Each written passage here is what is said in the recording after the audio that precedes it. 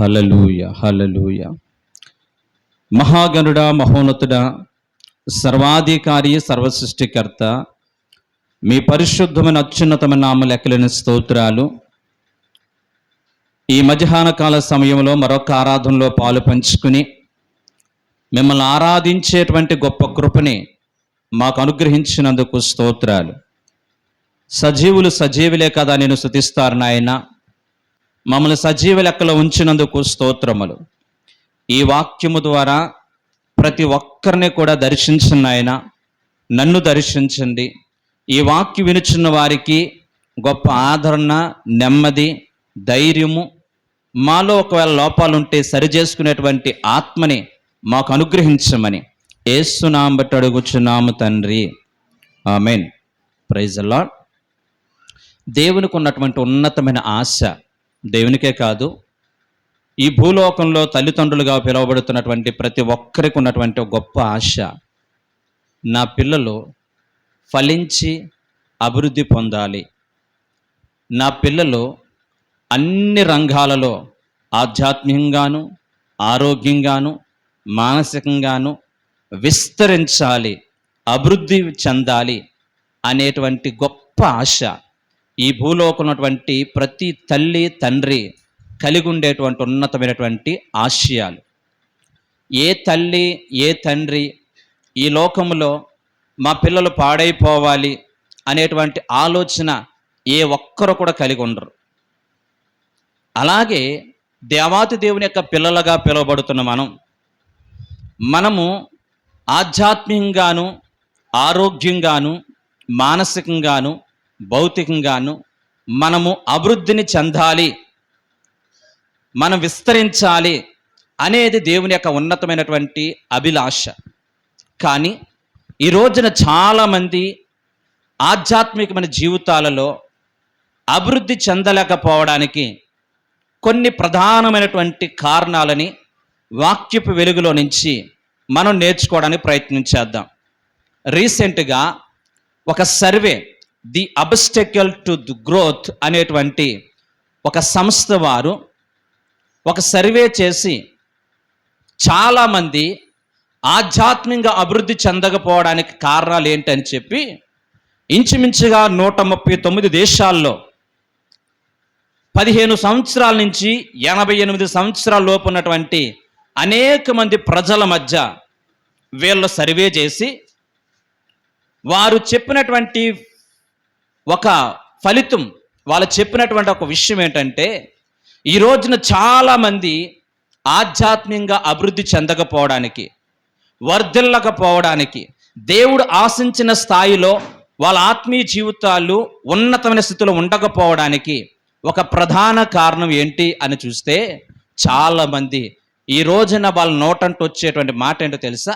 మేము చాలా బిజీ, మేము పనికి అంకితం అయిపోయాం, దేవునికి సమయం ఇవ్వడానికి మాకు టైం ఉండలేదు, వాక్యం చదవడానికి టైం ఉండలేదు, నిద్రకి మేము ప్రాధాన్యత ఇస్తున్నాం, టెలివిజన్కి అనగా సోషల్ మీడియాకి గంటల మేము సమయాన్ని వెచ్చిస్తూ ఉంటున్నాం, కంప్యూటర్ మీద కూర్చొని విలువైనటువంటి సమయాన్ని మేము వెచ్చిస్తున్నాం, మాకు ప్రార్థన చేయడానికి టైం ఉండలేదు, మందిరానికి వెళ్ళడానికి టైం ఉండలేదు, దేవుని గురించి మాట్లాడడానికి టైం ఉండలేదు అని చెప్పి ఈ రోజున చాలామంది ఈ యొక్క సర్వేలో 40% మంది, 100కి 40% మంది వాళ్ళ నోటంటూ వచ్చిన మాట ఏంటో తెలుసా? మాకు టైం ఉండలేదు, మాకు సమయం ఉండలేదు అనేటువంటి ఆ రిజల్ట్ అనేది వచ్చినప్పుడు అందరూ కూడా ఆశ్చర్యపోతున్నారు. అదే సర్వే ఇక్కడ కూర్చున్నటువంటి మనందరి మధ్య కూడా దేవుడు గనక నీలాంటి నాలాంటి వాడిని స్వయంగా ప్రభు అడిగితే మన నోటంటొచ్చే మాట ఏంటో తెలుసా? ఒక్కసారి మనం పరీక్షించుకుందాం. దేవునికి మనం ఇచ్చే సమయం ఎంత? వాక్యానికి మనం ఇచ్చే సమయం ఎంత? నిద్రకి మనం ఇచ్చే సమయం ఎంత? మనం ఈ లోక సంబంధమైనటువంటి యొక్క సోషల్ మీడియాకి లేదంటే కనుక టెలివిజన్కి ఎంత సమయాన్ని మనం వెచ్చిస్తున్నాం? నిన్ను దాచి కాపాడి సంరక్షించి పెంచి పోషించినటువంటి ఈ ఉన్నతమైనటువంటి దేవునికి మనం ఎంత సమయాన్ని మనం వెచ్చిస్తున్నాం అనేది ఈ వాక్యపు వెలుగులో ఈ మధ్యాహ్న కాల సమయంలో మనం సొప్పరికి చేసుకోవడానికి దేవుడు మనందరి యొక్క మనోనేత్రాలు వెలిగించడానికి దేవుడు కృప చూపించునుగాక. ఈ రోజున చాలామంది ఆధ్యాత్మికంగా అభివృద్ధి చెందలేకపోవడానికి, ఈ రోజున విస్తరించకపోవడానికి ప్రధాన కారణం తెలుసా? ప్రతి ఒక్కరము కూడా ఒక బౌండరీ, ఒక సంకుచితమైన స్థలాన్ని మనం ఏర్పరుచుకుని ఈ భక్తి సరిపోద్ది, ఈ ప్రార్థన సరిపోద్ది, ఈ ఆదివారం వెళ్తే సరిపోతుంది, ఈ రకమైనటువంటి ఒక భావనతో ఈ రోజున మనము మన కుటుంబాలని సంకుచితం చేసుకునేవారుగా ఉంటున్నాం. విశాలమైనటువంటి స్వేచ్ఛగా ప్రభుని ఆరాధించడానికి, స్వేచ్ఛగా బ్రతకడానికి మనము ప్రయత్నం చేయట్లేదు. మనందరికి కూడా మన పిల్లలు ఈ మధ్య ఎక్కువ శాతం విజిటింగ్కి ప్రార్థన చేయడానికి వెళ్తుంటే మన పిల్లలందరిలో కూడా వాళ్ళకి ఒక హాబీ ఏంటంటే కనుక చేప పిల్లల్ని పెంచుకోవడం. చేప పిల్లల్ని ఆక్వేరియం అనేటువంటి ఆ యొక్క చేప పిల్లల్ని పెంచుతూ ఉంటున్నారు. ఒక చేప పిల్లల్ని తీసుకొచ్చి చిన్న ఒక గిన్నెలో వేసి దాంట్లో నీరు పోస్తే గనక అది ఎదగడానికి అసలు అవకాశం ఉండదు. ఎన్ని నెలలైనా కానీ అలాగే కనిపిస్తూ ఉంటుంది. ఇంకొంచెం పెద్ద ఆక్వేరియంలోకి మనం చూసినట్లయితే అందులో చేప వేస్తే గనక కొంచెం తిరగడానికి అవకాశం ఉంటుంది. అంతేకాకుండా ఆ చేపల్ని మనము జాగ్రత్తగా చూడకపోతే దాంట్లో వచ్చేటువంటి నైట్రేట్స్ కావచ్చు, అందులో ఉండేటువంటి అమోనియా గ్యాస్ కావచ్చు, త్వరగా చచ్చిపోవడానికి అవకాశం ఉంటుంది. అదే చేప పిల్లని తీసుకొచ్చి ఒక సముద్రంలోనో, ఒక నదిలోనో, ఒక చెరువులోనో వేస్తే అతి తక్కువ కాలంలోనే, అతి తక్కువ దినాల్లోనే ఆ చేప చక్కగా ఎదగడానికి అవకాశం ఉంటుంది. ఎందుకు అదే చేప గిన్నెలో ఎదగలేదు, అక్వేరియంలో ఎదగలేదు? ఇప్పుడు చెరువులో కానీ, ఆ యొక్క సముద్రంలో కానీ, నదిలో కానీ ఆ చేప స్లోగా త్వరగా ఎదగడానికి కారణం ఏంటో తెలుసా? దాని యొక్క విశాలత. అది విశాలముగా తిరగడానికి, చక్కని ఆహారం తినడానికి, చక్కని ఫ్రెష్గా బ్రతకడానికి ఆస్కారం ఉంటుంది కాబట్టి ఆ చేప ఎదుగుతుంది. అదే ఫార్ములా ఈ రోజున దేవునితో నీకున్నటువంటి సత్సంబంధం. కొన్ని బౌండరీలు ఏర్పరచుకుని ఈ టైం మాత్రమే నేను ప్రభుతో మాట్లాడతాను, ఈ టైంలో మాత్రమే ప్రభుని ఆరాధిస్తాను అని చెప్పి మనకి మన కుటుంబాలకి ఒక రకమైనటువంటి బౌండరీస్ని ఏర్పరచుకోకుండా స్వేచ్ఛయుక్తంగా నా ప్రభుని ఆత్మతో సత్యముతో ఆరాధించి హృదయపూర్వకముగా నేనున్న ఇంటి వారు యెహోవాను సేవిస్తామని చెప్పి భక్తుడైన యెహోషువ తెలియజేసినట్లుగా మనమందరము కూడా దేవుణ్ణి స్వేచ్ఛగా, హృదయపూర్వకముగా, సంతోషముగా మనం ప్రభుని ఆరాధించి, ప్రభుని స్తుతిస్తూ, ప్రభుతో సహవాసం చేస్తూ, ఆయనతో సత్సంబంధాన్ని పెంచుకుంటూ, ప్రార్థనలోని, వాక్యములోని, పరిశుద్ధతలోని మన యొక్క జీవితాన్ని పెంపొందింపజేసుకునే ప్రయత్నం చేస్తే క్రమంగా మనం విస్తరిస్తాము, అభివృద్ధి చెందుతామనడానికి ఏమాత్రం కూడా సందేహం లేదు. వాక్యం వింటున్న ప్రియమైన బిడ్డలారా, ఈ యొక్క ఉదయకాల సమయంలో బాప్తిసం పొంది ఎన్ని సంవత్సరాలైనది ఈ రోజున ప్రశ్న కాదు. నీవు దేవునిలో ఆధ్యాత్మిక జీవితాల్లో ఎంతగా అభివృద్ధి చెందాం. మనం భౌతికంగా దీవించబడ్డం అనేది పెద్ద ఆలోచించవలసిన విషయమో కాదు.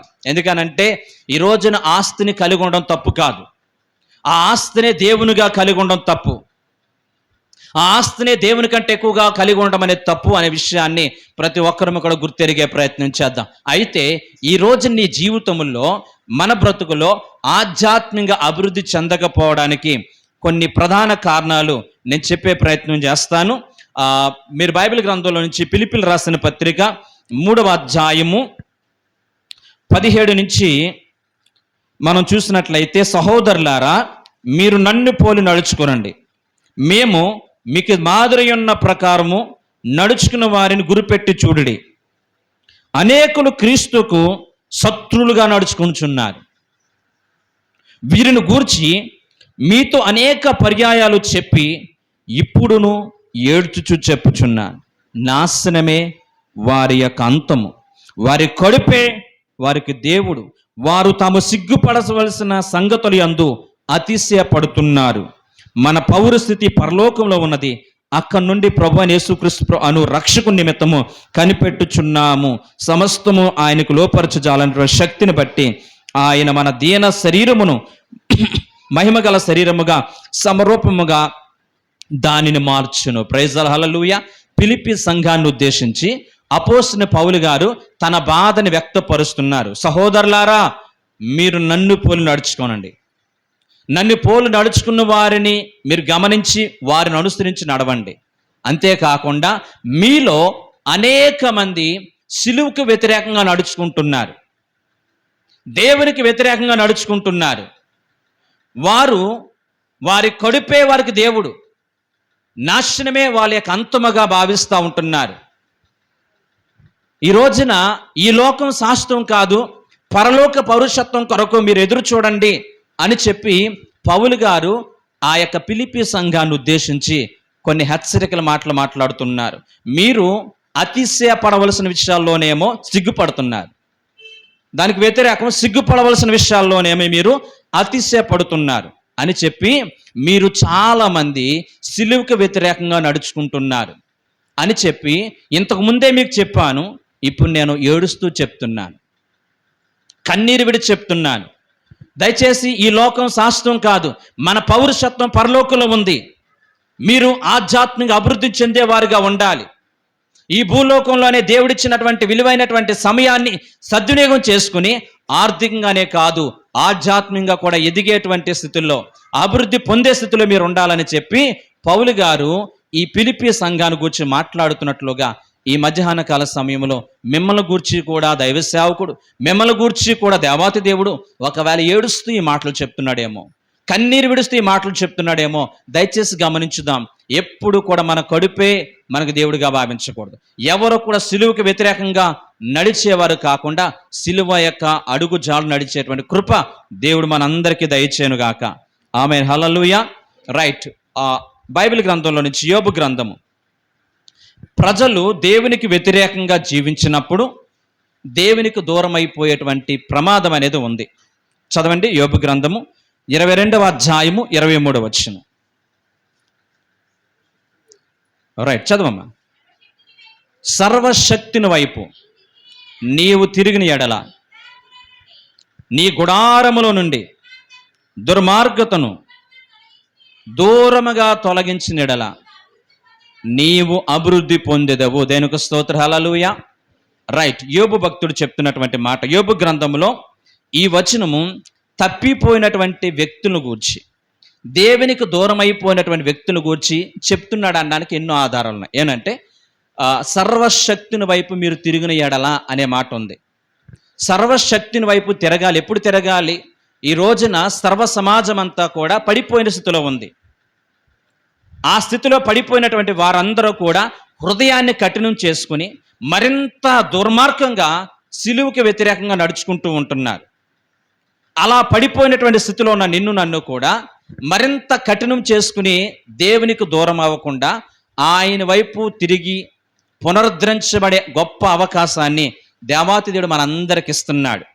నీవు దేవునికి ఎంతగా దూరం అయిపోయినా, సహవాసానికి ఎంతగా దూరం అయిపోయినా, భక్తి జీవితానికి ఎంతగా దూరం అయిపోయినా, తప్పిపోయిన స్థితిలో ఉన్న నిన్ను నన్ను కూడా దేవుడిస్తున్న ఉన్నతమైన అవకాశము సర్వశక్తిని వైపు నువ్వు తిరిగిన ఎడల అంటున్నాడు. ఈ రోజున మనం ఆరాధిస్తున్నటువంటి దేవునికి ఉన్నటువంటి ఒక ఉన్నతమైన నామాల్లో మరొక నామం ఏంటో తెలుసా? ఎల్ షదై, అనగా ఆయన సర్వశక్తిమంతుడు. ఆయనకంటూ అసాధ్యమైనది ఏదీ లేదని చెప్పి భక్తుడైనటువంటి ఇర్మియా 32వ అధ్యాయం 17వ వచనంలో ఆయనకి అసాధ్యమైనది ఏదీ లేదు. అప్పుడు ఇశ్రాయేలు ప్రజలు బబులోని యొక్క చెరకు వెళ్ళిపోయినప్పుడు మా బ్రతుకులు ఇంతే, మా జీవితాలు ఇంతే అని చెప్పి వాళ్ళు కృంగిపోతున్నప్పుడు మీ దేవుడని యెహోవా శూన్యములో నుంచి సమస్తాన్ని సృష్టించిన దేవుడు, ఎర్ర సముద్రం 2 పాయలుగా చేస్తున్న దేవుడు, ఆకాశము కలుగును గాక భూమిని కలుగును గాక అని చెప్పిన దేవుడు, బండ నుండి జీవజలమునిచ్చిన దేవుడు, ఇన్ని గొప్ప కార్యాలు చేసిన దేవుడు, అనేక రోగుల ఎడల జాలిపడి వాళ్ళని బాగు చేసిన దేవుడు, చచ్చిన లాజరుని చక్కగా పిలిచినటువంటి సర్వశక్తుడైనటువంటి దేవాతి దేవుడు, ఆయన నిన్న నేడు రేపు ఎల్లప్పుడూ ఏకరీతిగా ఉన్న దేవుడు గనుక ఈ రోజున పడిపోయిన స్థితిలో ఉన్న మనల్ని, దేవునికి దూరం అయిపోయిన స్థితిలో ఉన్న మనల్ని, ఇక నన్ను బాగు చేసేవాడు లేడు అనుకున్నటువంటి మనల్ని, నా జీవితం బాగుపడదు అనుకున్నటువంటి మనల్ని ఆయన వైపు తిరిగితే, ఆయన వైపు చూస్తే, సర్వశక్తిని వైపు మనం తిరిగి మన గుడారములో నుంచి, మన గుడారములో ఉన్నటువంటి దుర్మార్గతని దూరంగా తొలగించుకున్నట్లయితే మన యొక్క నివాస స్థలం, మన కుటుంబాన్ని, మన సంఘాన్ని, మన సమాజాన్ని దేవుడు ఏం చేస్తానన్నా తెలుసా? వర్ధిల్లింపజేస్తాను. నీ నీతికి తగినట్లుగా నీ నివాస స్థలం ఏం చేస్తాను? అదే యోబు గ్రంథము 8వ అధ్యాయం 6-7 వచనాలు చూడండి. అదే యోబు గ్రంథము. నీవు పవిత్రుడివై యథార్థవంతుడైన ఎడల నిశ్చయముగా నీ యందు శ్రద్ధ నిలిపి నీ నీతికి తగినట్లుగా నీ యొక్క నివాస స్థలమును వర్ధిల్లింపచే. నీవు పవిత్రుడమై, మనం పవిత్రుడమై మన గుడారముల నుంచి దుర్మార్గతను దూరంగా తొలగించిన ఎడల, సర్వశక్తిని వైపు మనం తిరిగిన ఎడల దేవుడు మన నీతికి తగినట్లుగా మన నివాస స్థలాన్ని వర్ధిల్లింపజేస్తాడు. భక్తుడైనటువంటి యాకోబు యొక్క చరిత్ర మనందరికీ కూడా తెలుసు. ఆదికాండం 35వ అధ్యాయము 2వ వచనం ఇంటికి వెళ్ళిన తర్వాత చదివే ప్రయత్నం చేయండి. యాకోబు 20 సంవత్సరాలుగా ఆర్థికంగా దీవించబడ్డాడు. ఎంతగా దీవించబడ్డాడంటే ఎంతమంది అతని యొక్క అభివృద్ధిని అణిచివేయాలని ప్రయత్నం చేసినా యాకోబుకి దేవుడు తోడుగా ఉన్నాడు గనుక, అతని చేతి పనిని దీవించాడు గనుక అతన్ని ఆశీర్వదిస్తూ ఉన్నాడు. 20 సంవత్సరాలు అయిపోయిన తర్వాత తిరిగి తన యొక్క స్వగ్రామానికి వస్తూ ఉన్నటువంటి క్రమంలో బేతేలుకి వెళ్ళాలి, అనగా దేవుని మందిరానికి వెళ్ళాలని దేవుని యొక్క ఆజ్ఞ జారీ చేశాడు. బేతేలుకి దేవుని యొక్క మందిరానికి వెళ్ళాలంటే ఈరోజు నా గుడారములో 20 సంవత్సరాలుగా భక్తి జీవితం లేదు. భౌతికంగా దీవించబడ్డాం, ఆస్తిని సమకూర్చుకున్నాం, అంతస్తులు సమకూర్చుకున్నాం, కానీ ఆర్థికంగా దీవించబడ్డామే కానీ ఆధ్యాత్మిక జీవితంలో మేము ఎంతో వెనకబడి ఉన్నాం. నాతో పాటు ఉన్న వాళ్ళు అనేక మంది ఇంకా వారు దేవునికి ఇష్టం లేని అనేకవి దాచుకుంటూ బ్రతికారు. కాబట్టి తనకున్న కుటుంబస్తులందరినీ కూడా పిలిచి, దేవుడని యెహోవా సన్నిధికి మనం వెళ్తున్నాం, బేతేలుకి మనం వెళ్తున్నాం, మీ దగ్గర ఉన్నటువంటి దేవునికి ఇష్టం లేనటువంటి అనేకమైనటువంటి విగ్రహాలు, అనేకమైన వస్తువులను మీరు పారవేసి మిమ్మల్ని పవిత్రపరుచుకుని మీ వస్త్రములు మార్చుకోండి అంటాడు. మీ ప్రవక్త వస్త్రములు అనగా ప్రకటన గ్రంథంలో వస్త్రములను దేని చూపిస్తుందంటే క్రియలను చూపిస్తూ ఉంది. మీ క్రియలు మార్చుకోనండి. ఈ 20 సంవత్సరాలు మీకు భక్తి లేదు, 20 సంవత్సరాలు మీకు ప్రార్థన లేదు, 20 సంవత్సరాలు ప్రార్థన అంటే మర్చిపోయారు గనుక మిమ్మల్ని మీరు పరిశుద్ధపరుచుకోండి. మీరు దాచుకున్న, మీ హృదయాల్లో దాచుకున్న, మీ గుడారాల్లో దాచుకున్నటువంటి ప్రతి విధమైనటువంటి ఆ యొక్క ప్రతి దాన్ని కూడా విడిచిపెట్టి దేవుని యొక్క బేతేలుకి మనం వెళ్దాం. బేతేలుకి వెళితే మన దేవుడు ఆధ్యాత్మికంగా ఆశీర్వదిస్తాడు, ఆధ్యాత్మికంగా మనం విస్తరింపజేస్తాడు. మనకి ఆధ్యాత్మికమైనటువంటి ఆశీర్వాదము మనకెంతో ప్రాముఖ్యం అని చెప్పి భక్తుడైనటువంటి యాకోబు తనకున్న కుటుంబం అంతటినీ కూడా హెచ్చరిస్తున్నాడు. ఈ మధ్యాహ్న కాల సమయంలో కూడా బేతేలు అనగా దేవుని మందిరానికి వచ్చి మనందరము కూడా మన కుటుంబాల్లో కానీ మన జీవితాల్లో ఉన్నటువంటి ప్రతి విధమైనటువంటి దుర్మార్గతని దూరంగా తొలగించకపోతే మన కుటుంబాన్ని కానీ మన సంఘాన్ని కానీ దేవుడు ఆధ్యాత్మికంగా ఆశీర్వదించడానికి అవకాశం అనేది ఉండదు. ఎందుకనంటే ఆకాన్ అనేవాడు శపితమైనటువంటి దేశంలో నుంచి శపితమైనటువంటి ఆ యొక్క బంగారపు కమ్మని సినాయి వస్త్రమును తీసుకుని తన గుడారంలో దాచిపెట్టుకుని ఎవరికి తెలియదులే అనుకున్నాడు. ఆ రోజున తన యొక్క జీవితంలో మనం చూసినట్లయితే ఆకానును బట్టి యావత్ ఇశ్రాయేలు ప్రజలందరికీ ఓటమి, ఆకానును బట్టి యావత్ ఇశ్రాయేలు ప్రజలందరూ కూడా కన్నీరు. ఆ కారణాన్ని బట్టి ఆకాను కుటుంబం అంతా కూడా భయంకరమైనటువంటి మరణాన్ని చూసినట్లుగా మనం చూడగలుగుతున్నాం. ఆధ్యాత్మిక అభివృద్ధి చెందవలసినటువంటి ఆ యొక్క ఆకాను కుటుంబం అంతా కూడా భయంకరంగా నాశనమైనట్లుగా మనం చూడగలుగుతున్నాం. దయచేసి ఏ విధమైనటువంటి దుర్మార్గతని మన కుటుంబాల్లో దాచుకోకుండా ప్రతి ఒక్కరము కూడా భయముతో ఈ రోజున సర్వశక్తిని వైపు మనం తిరగడానికి దేవుడు సహాయం చేయనుగాక. నువ్వెంతటి భయంకరమైన వ్యక్తివైనా నా ప్రభు నిన్ను మార్చడానికి సమర్థుడు. ఈ రోజున మన కలవరి మోచిన పరిచర్య సంఘాన్ని బట్టి నేను ఎంతగానో అతిశయపడుతున్నటువంటి గొప్ప విషయం ఇది. ఎవరిని కూడా మార్చి మీరు మారిపోండి, దిగిపోండి ఇందులో అనేటువంటి తత్వం కాదు. కానీ ఈ యొక్క పరిచర్య ద్వారా, మీరు చేసిన ప్రార్థన ద్వారా, మీరు చూపించిన ప్రేమ ద్వారా అనేక మంది వీడు మారతాడా, ఈ తాగుబోతుడు మారతాడా, ఈ భయంకర వ్యక్తి మారతాదా అన్నటువంటి వ్యక్తులని ఈ రోజున దేవుడు పవిత్రులుగా చేసి, పరమ పవిత్రులుగా చేసి దేవుని యొక్క కృపా పరిచయం నడిపించబడుతూ ఉంటుంటే నేను అంటున్నాను, దేవుని వైపు తిరిగి మన గుడారములో ఉన్నటువంటి ప్రతి దుర్మార్గతను తొలగించుకుంటే తప్ప దేవుడు నిన్ను ఆధ్యాత్మిక జీవితంలో ఆశీర్వదించలేడు. ఎన్ని సంవత్సరాలైనా, ఎన్ని దినాలైనా కానీ మనం ఇంకా అలాంటి ఎదగలేనటువంటి పరిస్థితులు ఉంటామే తప్ప, నీవు వర్ధిల్లాలంటే ఈ ఉదయకాల సమయంలో ప్రభు నీతో నాతో మాట్లాడుతున్నటువంటి ఆ దుర్మార్గతని మనం సమాధి చేయడానికి దేవుడు కృప చూపించును గాక. ఆమేన్. హల్లెలూయా, హల్లెలూయా. ఆ సౌలు రాజు కూడా అమాలేకుల మీద యుద్ధానికి వెళ్ళినప్పుడు సమూలంగా వాళ్ళని నాశనం చేయమని చెప్తే, ఆ యొక్క అమాలేకుల్లో ఉన్నటువంటి బలిసినటువంటి కొన్ని పశువులని, కొన్ని అపవిత్రమైన వాటిని తీసుకొచ్చి ఎక్కడ దాచుకుని తన యొక్క గుడారంలో దాచుకున్నాడు. ఆ గుడారంలో దాచుకున్న కారణాన్ని బట్టే సౌలు వాళ్ళ ద్వారానే చచ్చిపోయాడు. ఆధ్యాత్మికంగా వర్ధిల్లవలసినటువంటి యొక్క సౌలు ఏమైపోయాడు? చచ్చిపోయాడు. రాజరికాన్ని కోల్పోయాడు. ఈ రోజున మనం కూడా మన జీవితాలలో ప్రతి ఒక్కరము కూడా ఏ దుర్మార్గతను కూడా మన యొక్క కుటుంబాల్లో దాచుకోకుండా మనము సర్వశక్తిని వైపు తిరిగితే, ఆ సర్వశక్తి గల దేవుడు నిన్ను పవిత్రులుగా చేసి నీ నీతికి తగినట్లుగా నీ నివాస స్థలాన్ని వర్ధిలింపజేస్తాడు. రైట్. రెండవదిగా మనం చూసినట్లయితే బైబిల్ గ్రంథంలో పవిత్రుడిగా బ్రతికినటువంటి యేసేపు యొక్క జీవిత చరిత్ర ఆదికాండము 39వ అధ్యాయము, అలాగే ఆదికాండము 41వ అధ్యాయంలో యేసేపు యొక్క చరిత్ర మనకు కనిపిస్తుంది. యేసేపు ఐగుప్తు దేశానికి బానిసగా వెళ్ళాడు. చేతిలో చిల్లు గవ్వ లేకుండా వెళ్ళాడు. ఇంకా పచ్చిగా మాట్లాడాలంటే ఒంటి మీద నూలు పోగు లేకుండా ఒక భయంకరమైన అవమానకరమైన స్థితిలో ఈ యొక్క యేసేపు ఐగుప్తు దేశంలో అడుగుపెట్టాడు. అలా అడుగుపెట్టినటువంటి ఐగుప్తు దేశంలో అడుగుపెట్టిన నాటి నుంచి కూడా యేసేపు జీవితంలో ఉన్నది ఒకటే: నా దేవుడు నాకు తోడుగా ఉన్నాడు.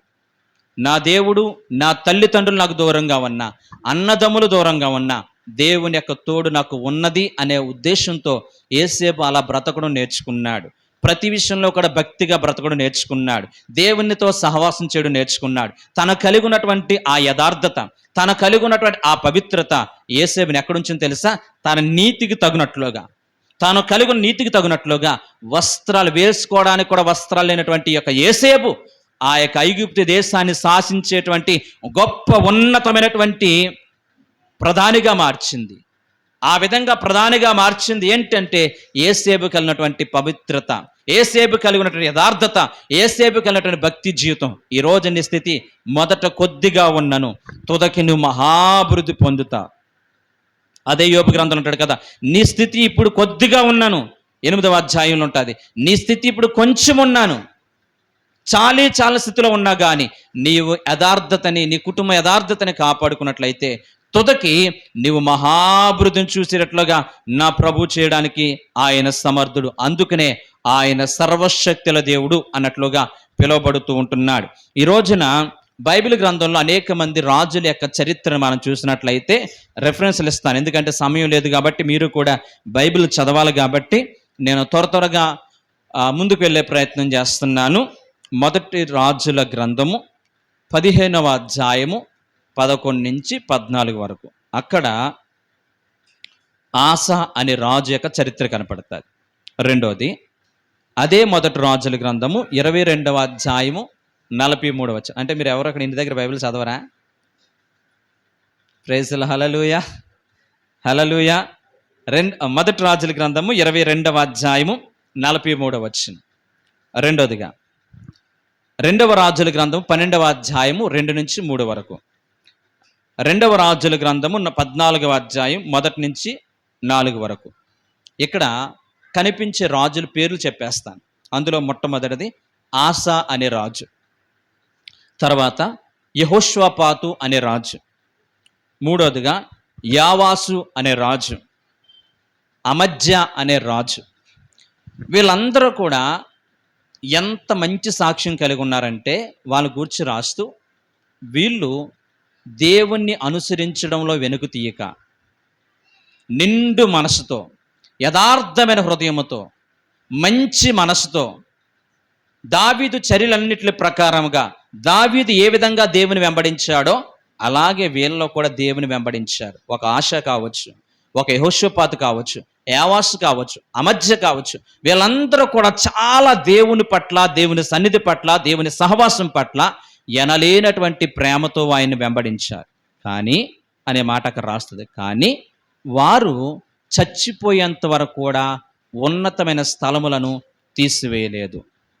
వీళ్ళు క్రియలు బట్టి, వీళ్ళ క్రియలు బట్టి, వీళ్ళ చేసిన నీతి క్రియలను బట్టి, జరిగించినటువంటి నీతి క్రియలను బట్టి దేవుడు వారిని మెచ్చుకోవడం కంటే వారు తీయలేనటువంటి ఆ ఉన్నత స్థలం బట్టి వారు క్షమించబడలేదు. అందుకనే దేవుడు, పరిశుద్ధాత్మ దేవుడు బాధతో రాసిన మాట ఏంటో తెలుసా?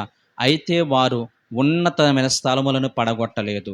ఈ రోజున దేవుని వాక్యాన్ని ప్రేమబిడ్డలారా, నేను ఎంతో చక్కని వాక్యం చెప్పవచ్చు.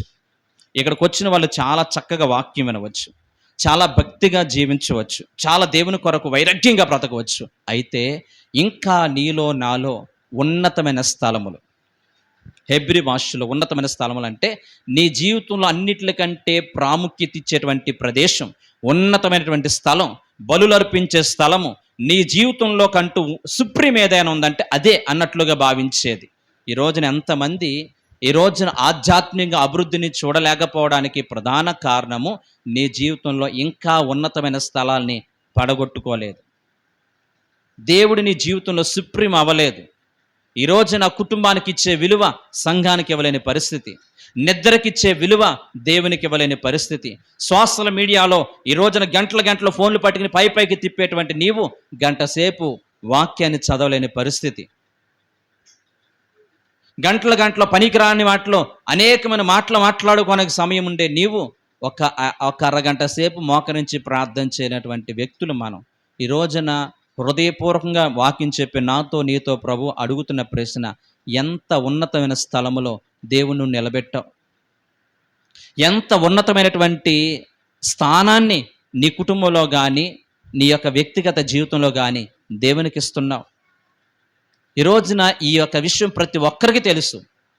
దేవుడు మనం అనుకుంటాం, మనం చేసే నీతి క్రియలను బట్టి, మనం కలిగి ఉన్నటువంటి ఈ యొక్క హైపోక్రసీని బట్టి, మనం కలిగి ఉన్నటువంటి వేషధారణ బట్టి ఒకవేళ మనం దేవుని దృష్టిలో నీతిమంతులుగా ఉంటాం అనుకుంటామేమో, సంఘం దృష్టి నీతిమంతులు అనుకుంటామేమో, కానీ ఈ రోజున నీ జీవితంలో ఉన్నటువంటి ఆ యొక్క ఉన్నతమైన స్థలాల్ని ఇంకా పడగొట్టకుండా మన జీవితాల్లో క్రైస్తవులుగా, దేవుని నమ్ముకున్న బిడ్డలుగా మనం చలామణి అయిపోయి దేవుని దృష్టిలో మనం క్షమించబడిన వారము కాదు. యథార్థముగా మన గుడారములో నుంచి, ఆ పడిపోయిన స్థితిలో నుంచి తిరిగి తప్పిపోయిన కుమారుడు ఏ విధంగా తండ్రి దగ్గరకు వచ్చి ఉన్నాడు, జక్కయ్య ఏ విధంగా తన గుడారములో అపవిత్రత ఉన్నదని, తన గుడారంలో దుర్మార్గత ఉన్నదని, తన గుడారములో అన్యాయపు సొమ్ముందని గుర్తించినటువంటి జక్కయ్య దేవుని వైపు తిరగగానే పవిత్రుడిగా మారినట్లుగా ఈ ఉదయకాల సమయంలో దేవుడు మనందరినీ కూడా ఆ విధముగా మన ఆధ్యాత్మిక జీవిత అభివృద్ధికి ఆటంకంగా ఉన్నటువంటి ఈ యొక్క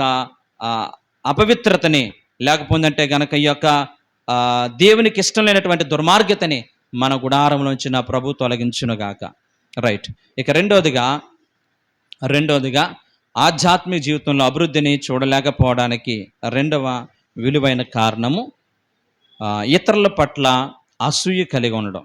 చూడండి, 1 కొరింథీయులకు రాసిన పత్రిక 3వ అధ్యాయం 3వ వచనం. త్వరగా 1 కొరింథీయులకు రాసిన పత్రిక 3వ అధ్యాయం 3వ వచనం. మీరు అసూయ కలహములు ఉండగా మీరు శరీర సంబంధులై మనుషుల రీతిగా నడుచుకుంటున్న వారు కారా? ఒకడు నేను పౌలు వాడని, మరి ఒకడు నేను అపోల్లో వాడను అని చెప్పినప్పుడు మీరు ప్రకృతి సంబంధమైన మనుషులు కారా? రైట్. రెండోదిగా ఆధ్యాత్మిక జీవితాల్లో మనం అభివృద్ధిని ఆటంకపరిచేటువంటి రెండవ బలమైనటువంటి కారణము అసూయ. ఈ అసూయ అనేటువంటి పాపం, ఈ అసూయ అనేటువంటి భయంకరమైనటువంటి జబ్బు ఎంత బాధాకరమైనదో బైబిల్ గ్రంథాన్ని చూసినట్లయితే ఎంతోమంది అసూయ చేత పాడైపోయినటువంటి వ్యక్తులు చాలామంది ఉన్నారు. బైబిల్లో 1 సమూయేలు గ్రంథం 18వ అధ్యాయం 7వ వచనంలో దావీదు సౌలు రాజు దగ్గర ఆయుధాలు మోసేవాడు ఉన్నంత కాలము సౌలు దావీదు మీద ఏ రకమైనటువంటి భేదాభిప్రాయాలు రాలేదు.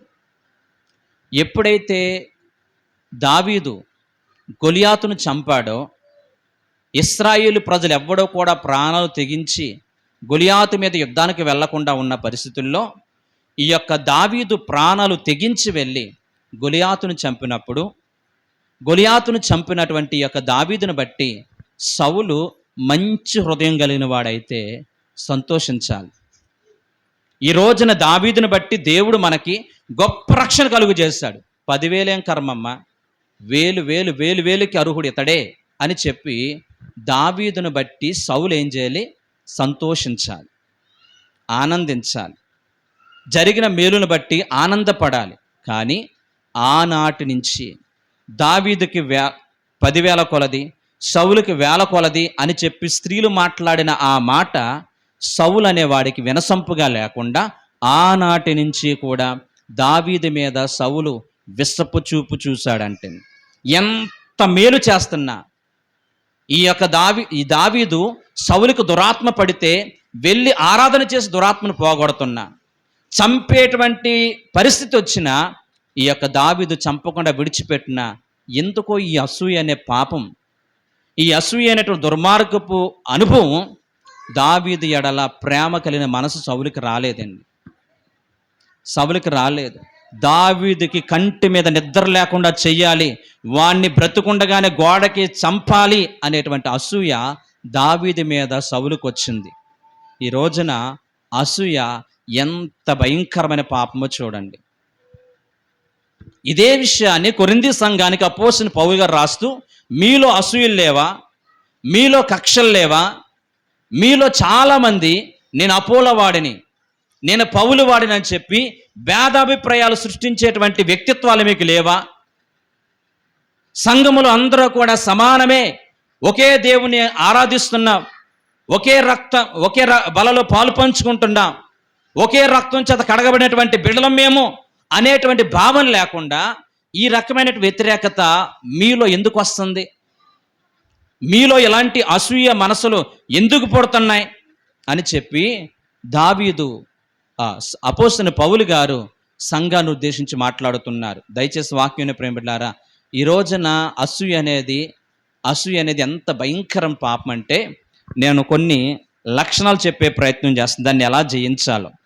ఫస్ట్, ఒక వ్యక్తి మీద నీకు అసూయ అనేది ఎందుకు వస్తుందంటే, నీ మనసులో కృతజ్ఞతాభావం లేనప్పుడు.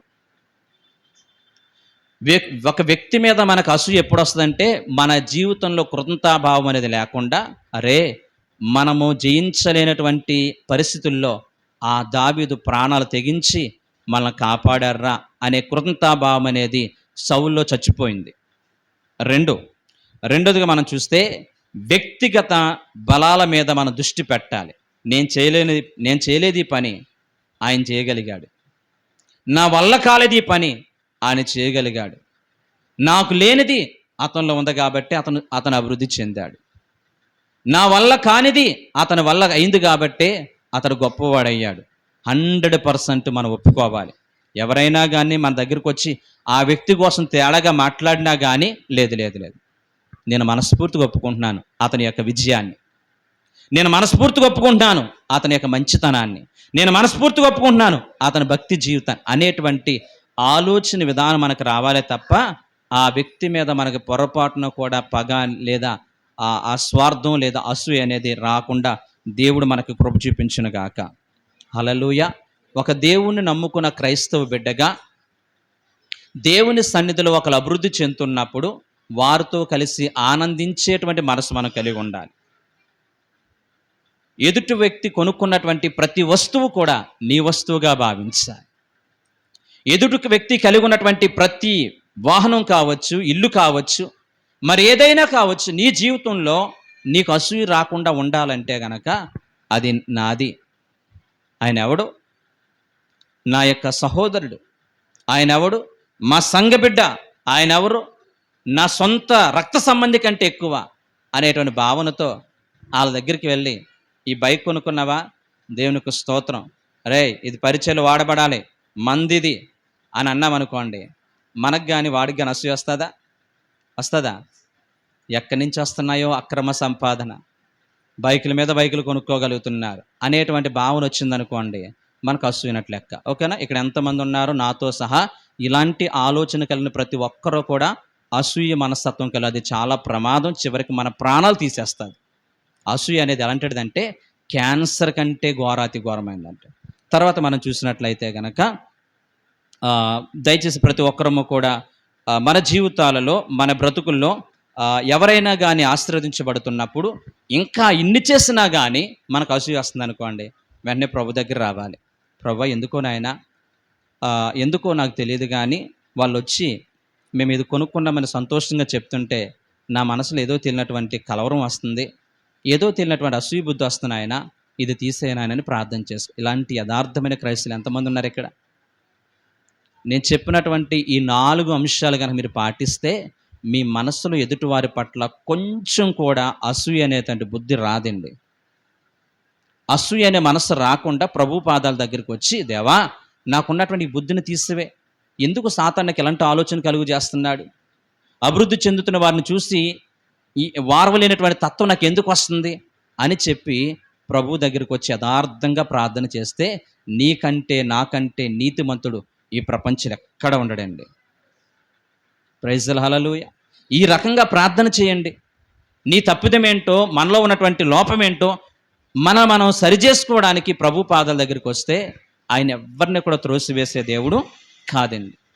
తప్పిపోయిన కొడుకు, తప్పిపోయిన కుమారుడు తిరిగి తండ్రి దగ్గరికి వస్తే తండ్రి మన హక్కును చేర్చుకొని వాడు కోల్పోయినవన్నీ కూడా తిరిగిస్తూ ఉంటుంటే పక్కనే ఉన్న అన్న చచ్చిపోయిన నా తమ్ముడు దేవుడు తిరిగిచ్చాడనేటువంటి సంతోషించడానికి బదులుగా ఏమని ఏడ్చాడండి, ఏమైనా అసూయపడ్డాడండి, నేను ఇంట్లో ఉన్నా వెళ్ళిపోతా, వాడు అంత ఆస్తి పాడు చేయవచ్చు, నన్ను ఇంట్లో పెట్టుకున్నా, నేను ఎంత కష్టపడుతున్నా నాకు ఏమి ఇవ్వట్లేదు అని చెప్పి ఒక రకమైనటువంటి అసూయ బుద్ధితో వాడు బ్రతికితే, నేను అంటున్నా ఈ తప్పిపోని కుమారుడు గొప్పోడా, అసూయపరుడు గొప్పోడా?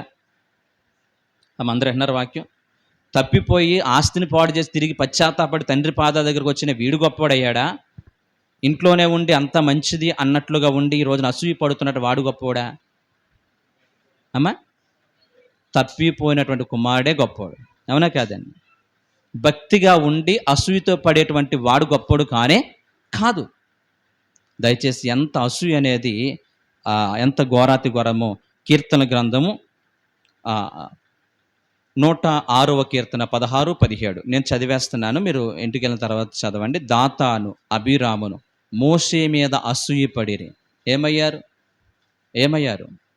భూమి నెరవిడిచి వాళ్ళు మింగేస్తుంది. అలాగే కయ్యను హేబేలు మీద అసూయపడ్డాడు. అసూయ అనే పాపం కయ్యను హేబేలును చంపేటట్లుగా చేసింది, అవునా కాదండి? దావీదు తాను ఆత్మహత్య చేసుకునేటట్లుగా చేసుకున్నాడు. కాబట్టి దయచేసి వాక్యం ప్రేమ బిడ్డలారా, మన ఆధ్యాత్మిక జీవితానికి అభివృద్ధికి ఆటంకం ఏంటని చూస్తే అసూయ. ఏసేబు అన్నలు ఏసేబు మీద ఏం కలిగి ఉన్నారండి?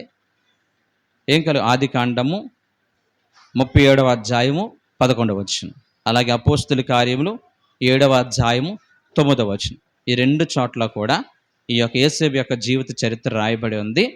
ఏసేబు మీద అన్నలు ఏం కలిగి ఉన్నారంటే అండి, ఏం కలిగి ఉన్నారు?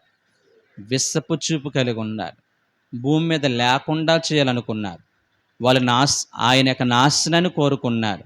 కానీ ఏసేబు అలాంటోడా కాదు. అన్నలని అపరిమితంగా ప్రేమించి అన్నల యొక్క యోగక్షేమాలు తెలుసుకుని అన్నలు ఆకలితో ఉన్నారేమో చెప్పి ఆహారం పట్టుకెళ్ళినటువంటి మంచి వ్యక్తి.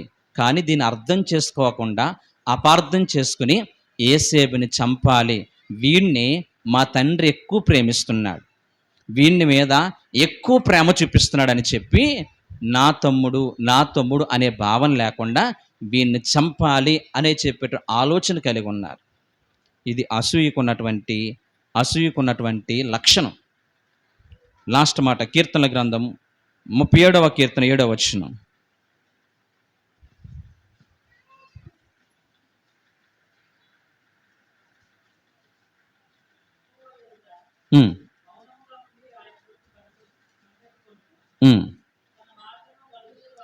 తన మార్గములను వర్ధిల్లింపబడని. ప్రైజ్ హల్లెలూయా, హల్లెలూయా. రైట్. తమ మార్గమును వర్ధిల్లుచున్న వారిని చూసి నీవేం చేయకూడదు? వ్యసన పడవద్దు. ఒకటి, ఇవన్నిటిలో కూడా అసూయకున్నటువంటి లక్షణాలు. మనం ఎప్పుడు కూడా వ్యసన పడకూడదు, ఓకేనా? ఎప్పుడు కూడా ఏం చేయకూడదండి? వ్యసన పడకూడదు, ఓకేనా? ఈ రోజు నుంచి కూడా, ఈ వాక్యం విన్న తర్వాత నుంచి కూడా ఎవరైనా కానీ, మీ బంధువులు కానీ, మీ రక్త సంబంధులు కానీ, హృదయపూర్వకంగా మేము ఇది కొనుక్కున్నాం, హృదయపూర్వకంగా మీ దేవుడు మాకు ఇది దయచేశాడు అన్నప్పుడు దేవునికి స్తోత్రం అని చెప్పి నోటితో కాదు కానీ హృదయంలో నుంచి మనకు రావాలి, ఓకేనా? ఇది అసూయ లేనటువంటి మనస్తత్వం. రైట్. ఇక మూడో మాటను చెప్పి నేను ముగిస్తాను. మూడవదిగా, మన ఆధ్యాత్మిక జీవితానికి ఆటంకంగా ఉండేది అతిశయం. చూడండి, అంటే గర్వం.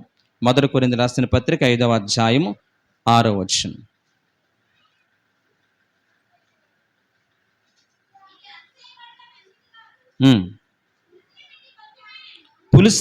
మీరు అతిశయపడుట మంచిది కాదు. పులిసిన పిండి కొంచెమైనను ముద్దంతయు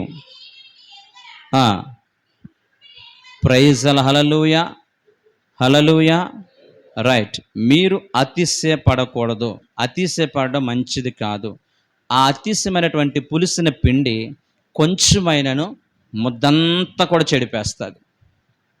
ఈరోజు నీ జీవితంలో ఎన్నో గొప్ప లక్షణాలు, మంచి లక్షణాలు, ప్రేమపూర్వక లక్షణాలు, ఆప్యాయత లక్షణాలు ఎన్నున్నా కానీ మన జీవితాల్లో ఉన్నటువంటి ఒకే రకమైనటువంటి అతిశయం అనేటువంటి యొక్క ఒక్కి పాపము మనలో ఉన్నటువంటి అన్ని మంచి లక్షణాలన్నింటినీ కూడా పాడు చేసేస్తుంది. ఈ విధంగా ఆధ్యాత్మిక జీవితంలో చాలామంది దూరం అయిపోయేటువంటి పరిస్థితి. ఈ రోజున అతిశయం అనేది ఎంత చెడ్డదంటే, ఏ ఒక్కడో కూడా తన ఎత్తును బట్టి, తన కలిగిన దాన్ని బట్టి, తన కలిగిన గుర్రాలను బట్టి అతిశయపడకూడదు. అతిశయపడాడు భూమి మీద కృప చూపిస్తున్న దేవుని బట్టి మాత్రమే ఏం చేయాలండి? అతిశయపడాలి. భూమి మీద కృప చూపిస్తున్న ఆ కృపగల దేవుని, సర్వశక్తుల దేవుని బట్టి మాత్రమే అతిశయపడేవారుగా మనం ఉండాలి అని వాక్యం చెప్తుంది. బైబిల్ గ్రంథంలో 2వ దినవృత్తాంతముల గ్రంథం 26వ అధ్యాయం 16వ వచనంలో ఉజ్జియా అనే రాజుని గురించి రాస్తూ, అతడు స్థిరపడిన తర్వాత హృదయంలో గర్వపడి, హృదయంలో అతిశయించి వాడు చెడిపోయాడు. ఎంత మంచి రాజో తెలుసండి. 52 సంవత్సరాలు సుదీర్ఘమైనటువంటి పరిపాలన చేసినటువంటి ఈ యొక్క ఉజ్జియా